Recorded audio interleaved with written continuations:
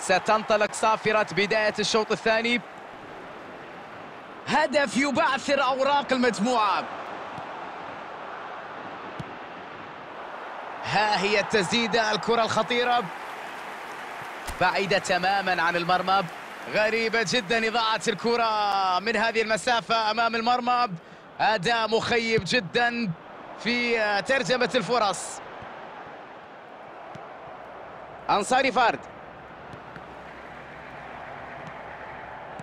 تمريرة جميلة، يسيطر على الكرة، يندفع بقوة إلى الأمام.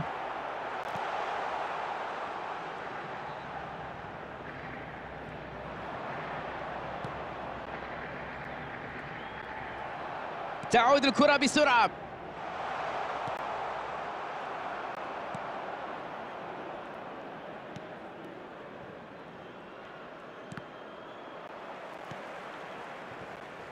تمريرة سيئة لا تصل إلى اللاعب. وحيد أميري يحاول استغلال المساحة إذا وصلت إليه الكرة. بينية رائعة، بينية جميلة، تسديدة في اتجاه المرمى. يا إلهي، جول!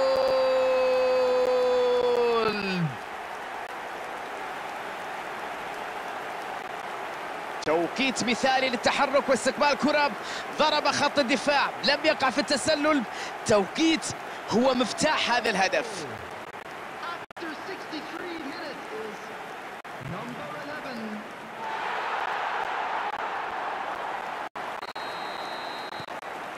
النتيجة 2-0.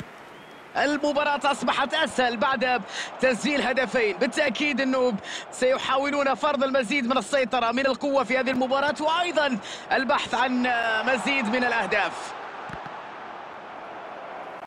الكرة تتحول بعد ذلك إلى ركنية.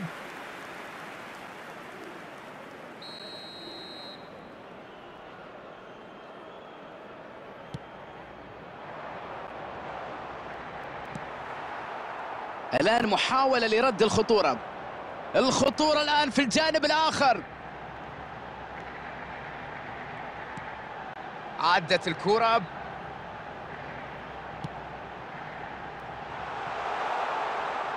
لم تلعب بالشكل الصحيح. يلعبوها للأمام. ممتاز في التمرير. وحيد أميري يستقبلها في وضعية جيدة. لعبة جميلة، تسديدة أجمل، تلعب الكرة جميلة. جول!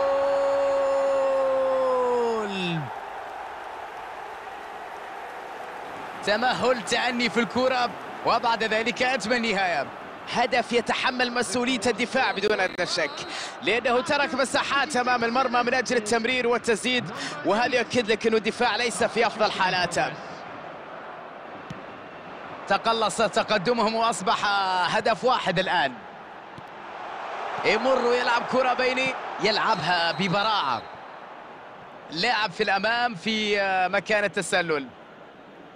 أكيد يحاولون قتل المباراة والخصم بتعزيز التقدم.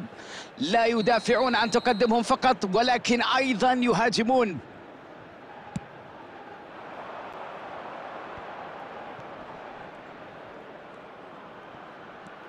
باص سيء، لم يكن بشكل جيد في اللقطة الماضية. يلعبها لمنطقة الخطر.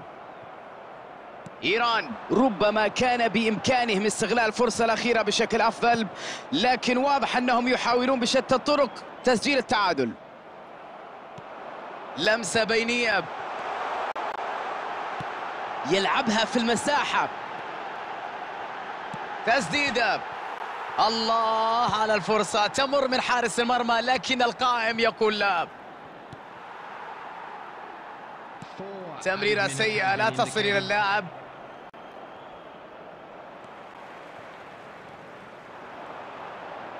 يلعب كرة بينية.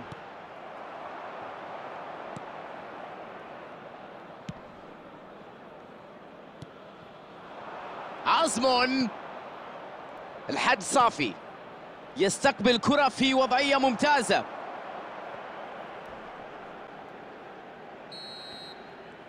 انتهت المباراة. يا لها من مواجهة صعبة ورائعة، لأن الفريقين لم يرضيا بالتعادل في أي لحظة من لحظات المباراة. هل تعرف ماذا يعني أن تشاهد مباراة لا تحب أن تنتهي؟ مثل هذه اللقاءات بالتأكيد لا نحب نهايتها. كانت رائعة بكل تفاصيلها، بإثارتها، بروعتها، بمتعتها، ونحب أنها تستمر لوقت أطول.